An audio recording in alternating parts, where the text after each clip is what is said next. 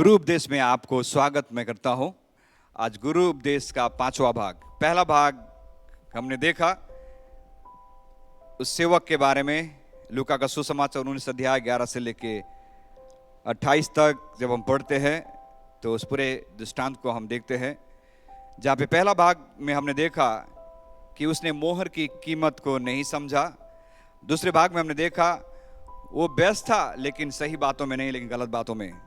तीसरी बात हमने देखा उसने अपने हाथों से अपनी योग्यता और अपनी बढ़ोतरी को उसने सीमित कर डाला। चौथा भाग में हमने देखा कि उसका हाथ तो मोहरों से भरा हुआ था लेकिन दिल उसका खाली था। अपना हाथ अपने स्वामी के मोहरों से उसने भरा लेकिन उसका दिल अपने स्वामी के प्रति उसने खाली रखा। और आज 5वां भाग में हम जब देखते हैं तो लूका उसका 19 उसके 21 जब हम पढ़ते तो ऐसा कहता है, क्योंकि मैं तुझसे डरता था इसलिए कि तू कठोर मनुष्य है, जो तूने नहीं रखा उसे उठा लेता है और जो तूने नहीं बोया उसे काटता है। जब यहाँ पे जब हम देखें तो इस धनी व्यक्ति के जितने सेवक थे, हर सेवक ने आकर उस धनी व्यक्ति को हे स्वामी, हे राजा करके मान और सम्मान तो उन्होंने दिया, लेकिन यहां पे ये तीसरा जो सेवक था इसने कहा तो सही हे स्वामी, हे राजा, इसने तो कहा, लेकिन मन के अंदर अपने मालिक के प्रति, अपने स्वामी के प्रति गलत धारणा थी। उसका सोच अपने स्वामी के प्रति गलत थी। बाकी चेलों के साथ इसने भी कहा हे स्वामी, लेकिन ये कहता है तो मैं तुझसे डरता था इसलिए कि तू कठोर मनुष्य है। इसको किसने कहा कि इसका मालिक कठोर है? यदि कठोर होता तो ये इसके हाथ में विश्वास योग्यता के साथ मोहरे देके नहीं जाता। इसे अपने स्वामी की मोहर तो अच्छी लगी, लेकिन जो प्रेम उस मालिक ने अपने सेवकों के प्रति रखा था, इसने उस प्रेम को नहीं समझ पाया।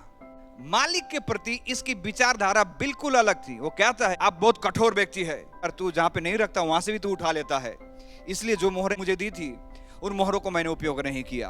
बाकी सेवकों ने अपने स्वामी को अपना स्वामी करके उसी के हिसाब से चले, लेकिन तीसरा जो सेवक था इसकी जो विचार अपने स्वामी के प्रति अलग था। इसका सुझाव अपने मालिक के प्रति बिल्कुल अलग था। यह अपने मालिक के साथ रहने के बावजूद भी अपने मालिक की हृदय को नहीं समझ पाया। इसे किसने कहा कि उसका मालिक कठोर है? ये खुद की सोच थी, खुद उसने मान लिया मेरा मालिक कठोर है। कई बार हमारे जीवन में भी जब उतार और चढ़ाव आते हैं तब हमारा ओपिनियन परमेश्वर के प्रति बदल जाता है। जब परिस्थिति सही रहती है उस समय तो कहते हैं प्रभु मैं आपके लिए कुछ भी कर जाऊंगा, मैं कभी पीछे नहीं हटूंगा। लेकिन कई बार जब परिस्थिति आती है उस वक्त हम कहने लगते हैं प्रभु क्या आपने मुझे भूल गए, क्या आपने मुझे छोड़ दिया, कि प्रभु ने मुझे ध्यान नहीं दिया, प्रभु ने मुझे त्याग दिया। कई बार परिस्थिति हमारी ओपिनियन को परमेश्वर के प्रति बदल देती है, और ठीक ऐसा ही इस सेवक के साथ हुआ। इसकी जीवन में परमेश्वर के प्रति जो विचार था, सोच था, वो बिल्कुल अलग था बाकी सेवकों। स्वामी आप तो बहुत कठोर हो, उसी बात को अपने जीवन में रखा और अपने विचार, अपनी ओपिनियन को लेकर आगे बढ़ा, और जो उसके स्वामी ने उसे करने की जिम्मेदारी दी थी उस जिम्मेदारी को उसने पूरा नहीं किया। अपने स्वामी की हृदय को नहीं समझ पाया। जो बाइबल में जब हम देखें मेरे प्रियो, परमेश्वर ने इजराइलियों को मिस्र देश से बाहर लेके आने के लिए परमेश्वर ने योजना को बनाई, और परमेश्वर ने उन इजरायलियों के दुख और पीड़ा को देखकर मूसा को परमेश्वर ने तैयार किया, जबकि मूसा भी बोलने में निपुण नहीं था।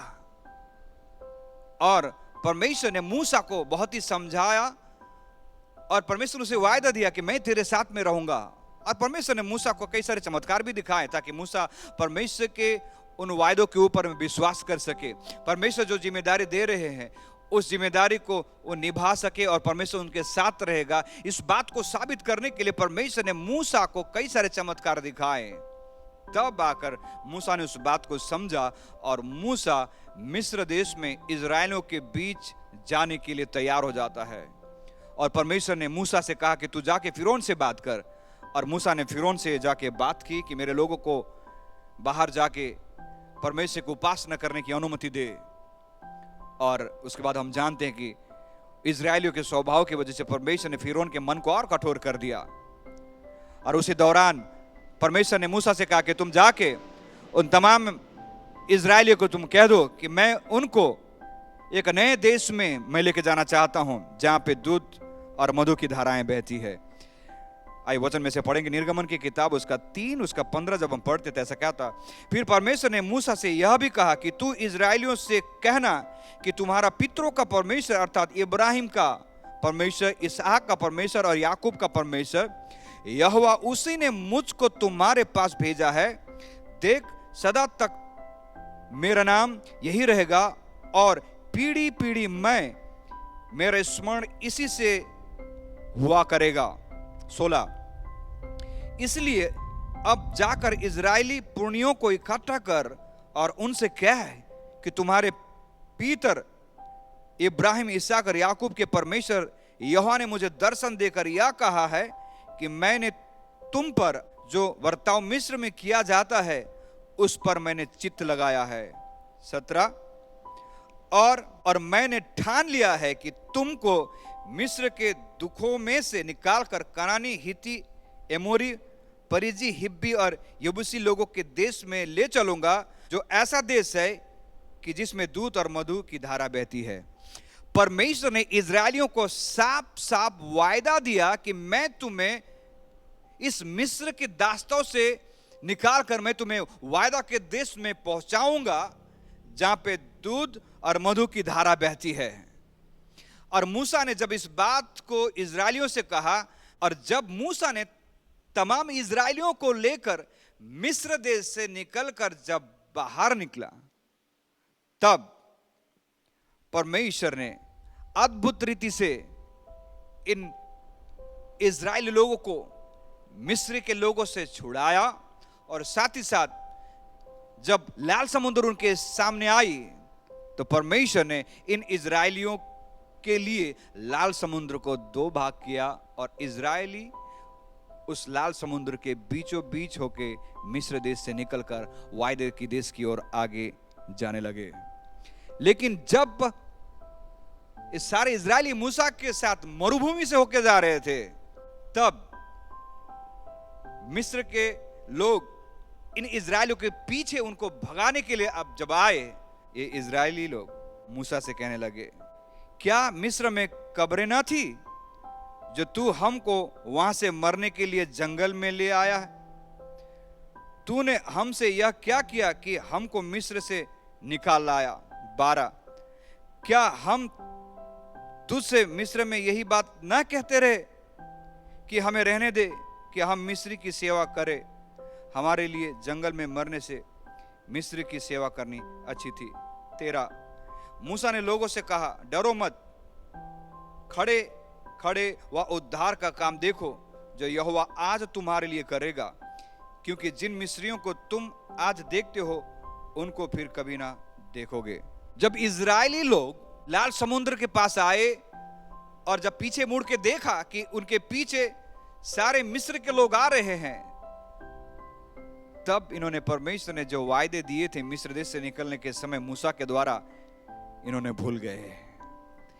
इन्होंने भूल गए कि परमेश्वर ने वायदा किया और परमेश्वर हमें उपाय के साथ, परमेश्वर हमें अद्भुत रीति से उस वायदे के देश में वो पहुंचाएगा, वो उस बात को भूल गए। ये इजराइली लोग जो परमेश्वर ने वायदा दिया, उन वायदों को वो भूल गए जब परिस्थिति जब उनके सामने विपरीत थी। सब कुछ भूल गए और कहने लगे, मूसा क्या तुम हमें मारने के लिए मिस्र देश से निकाल लेके आए हो? मिस्र देश में ही जब हम थे दुख तो था, तकलीफ तो था, लेकिन फिर भी क्या हमें खाने को मिल रहा था, लेकिन तुम हमें कहां लेके आए? इजरायली लोग कुड़कुड़ाने लगे। इन्होंने समझ ही नहीं पाया कि परमेश्वर की योजना थी उनके जीवन में कि उन्हें उस वायदे के देश में लेके जाए जहां पे दूध और मधु की धारा बहती है। उनके दुखों को, उनके कष्टों को परमेश्वर ने देखा, लेकिन इन सारे इजरायलियों के विचार परमेश्वर के प्रति बिल्कुल नकारात्मक हो गया और वो मूसा के ऊपर भड़क गए और मूसा की निंदा करने लगे, परमेश्वर की निंदा करने लगे।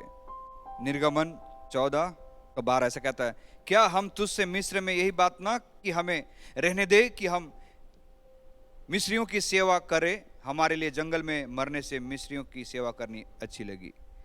देखिए, परमेश्वर ने इन्हें तो वायदा तो दिया था कि तुम्हारे दुख, तुम्हारे कष्ट को मैंने देख चुका हूं, अब मैं तुम्हें उस देश में लेके जाऊंगा जिस देश में दूध और मधु की धारा बहती है। लेकिन जब परिस्थिति विपरीत हो गई तो इन सारे इजरायलियों का विचार जो परमेश्वर के प्रति बदल गया और ये कुड़कुड़ाने लगे और मूसा से कहने लगे कि तूने हमें मिस्र देश इस जंगल में मारने के लिए लेके आया। मेरे प्रियो, तीसरे सेवक के बारे में जो हमने देखा, तीसरा सेवक की सोच अपने मालिक के प्रति बिल्कुल अलग था, लेकिन ये अपने मालिक के प्रति गलत धारणा, गलत विचार लेके बैठा हुआ था। ऐसा ही इजरायलियों के जीवन में परमेश्वर ने वायदा तो दिया, परमेश्वर ने उनसे कहा कि मैं तुम्हें आशीष करने वाला हूं, मैं तुम्हें एक देश देने जा रहा हूं जहां पे दूध और मधु की धारा बहती है। लेकिन जब परिस्थिति ऐसी थी तो ये सारे इजरायलियों का विचार और उनकी सोच परमेश्वर के प्रति बिल्कुल अलग। और इतना ही नहीं, जब उन्हें पानी नहीं मिली तब भी वो कुड़कुड़ाने लगे, जब उन्हें खाना नहीं मिली तब भी वो कुड़कुड़ाने लगे, हर एक बात में वो कुड़कुड़ाने लगे, हर एक बात में मूसा के ऊपर दोष देने लगे, हर एक बातों में मूसा को मारने के लिए तैयार थे। लेकिन इन्होंने समझ ही नहीं पाए कि परमेश्वर ने उनके जीवन में बड़ी आशीष को रखा है। परमेश्वर ने उसके जीवन में उनके दुख और तकलीफ को देखकर उनको उस देश को देना चाहता है जो देश दूध और मधु की धारा से भरी हुई है। और इजरायली अपने ही उसी विचार जो परमेश्वर के प्रति उन्हें रखा था कि परमेश्वर ने हमें यहाँ पे जंगल में मार डालने के लिए लेके आया, उन्होंने नहीं समझ पाए। और बाइबल ऐसा कहता है जब उस वायदा के देश में जाने का समय आया, उसमें ये सारे इजरायली नहीं जा पाए, यहोशू और कालेब भी पहुंच पाए। उस सेवक ने अपने मालिक के प्रति, अपने स्वामी के प्रति अलग ओपिनियन रखा था कि तू कठोर है, तू माफ नहीं करेगा, तू मुझे दंड देगा। और ठीक इजरायली भी ऐसे ही थे, परमेश्वर ने कहने के बावजूद भी परमेश्वर के ऊपर सवाल खड़े करने लगे। मेरे प्रियो, परमेश्वर अनुग्रहकारी है। यदि प्रभु हमारे जीवन में किसी बातों को लेकर देर करता है तो देर प्रभु ने विशेष मकसद के साथ करता है। यदि हम किसी बातों को लेकर प्रार्थना करते उसका जवाब नहीं मिलता, प्रभु की ना मतलब उस वक्त यदि हाँ हो जाए तो हमारे लिए तकलीफ रहेंगी। इसलिए वचन कहता है कि परमेश्वर अपने समय में सारे चीजों को सुंदर बनाता है। तो इसलिए जीवन में जब चुनौती आए, सेवकाई में जब चुनौती आई, इस बात को याद रखे और अपना मन को उस सेवक के जैसे ना बदले, हमारा खुद का ओपिनियन, हमारी खुद की सोच, हमारी खुद की विचारधारा के अनुसार ना चले, लेकिन प्रभु क्षमा करने वाला है। परमेश्वर हमारे जीवन के द्वारा, सेवकाई के द्वारा फल की अपेक्षा को रखता है। जिस प्रकार उस मालिक ने उस सेवक को जो मोहरें दी थी फल की अपेक्षा रखा, लेकिन ये नहीं कर पाया। ये अपने ही विचार, ये अपनी सोच, ये अपनी ही समझ के अनुसार वो चलने लगा और वो काम नहीं कर पाया जिस काम की अपेक्षा उसका स्वामी करता है। मेरे प्रिय, प्रभु ने जो जिम्मेदारी हमें दी है, प्रभु ने जो मोहरें हमें दी है, तो आइए हम एक अलग प्रकार की विचार को लेकर हम ना चले। प्रभु ने स्पष्ट रीति से कहा, जब हम संसार में रहेंगे क्लेश तो आएंगी, लेकिन याद रखो संसार को मैंने जीत लिया है। मेरे प्रियो, जब सेवकाई में है, जब आत्मिक जीवन में, जब विश्वास की सफर में चुनौती तो आती हैं, लेकिन उन चुनौतियों को देखकर, परिस्थितियों को देखकर हमारे विचार परमेश्वर के प्रति नकारात्मक ना करें। ये अपनी सुझाव, अपनी विचार अलग बना के रखा था, अपनी धारणा अलग बना के रखी थी परमेश्वर के प्रति। हमारी धारणा न बदलने पाए परिस्थिति को देखकर, क्योंकि परिस्थिति आती हैं, जो परिस्थिति आती तब वो परिस्थिति हमारे विचार, हमारी धारणाओं को परमेश्वर के प्रति जो है उसे बदलने की कोशिश करता है। और इस सेवक, तीसरे सेवक के बारे में जब हम देखें तो उसके जीवन में वो परिस्थिति ने उसकी विचारधारा को बदल दी अपने स्वामी के प्रति। सेवकाई की जद्दोजहद, सेवकाई के उतार चढ़ाव, सेवकाई की चुनौती हमारे जहन में, हमारे मन में, हमारे समझ को, हमारे सुझाव को, या फिर हमारे ज्ञान को, या फिर हम जो परमेश्वर के प्रति जो सोचते हैं, विचार रखते हैं, हमारे विचार को न बदलने पाए।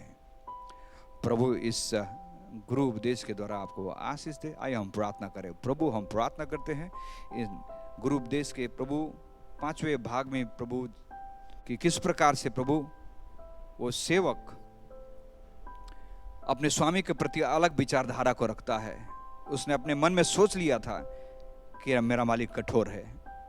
प्रभु, परिस्थिति और चुनौती हमारे विचार को न बदलने पाए, प्रभु यदि हमारे जीवन में किसी बातों को लेकर हम प्रार्थना करते, यदि उसका उत्तर हमें नहीं मिलता तो भी हम घबराना नहीं चाहते, हमारे ओपिनियन को बदलना नहीं चाहते, हमारी सोच को नहीं बदलना चाहते प्रभु।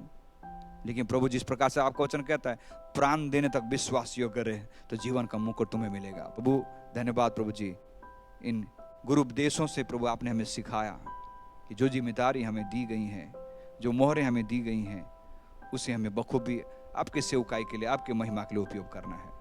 प्रभु हम धन्यवाद देते प्रभु जी हमसे बात करने के लिए। जितने सुन रहे हैं, देख रहे, प्रभु हर एक को आपके हाथ में सौंपते हुए प्रार्थना विनती यीशु मसीह के नाम से मांगते हैं।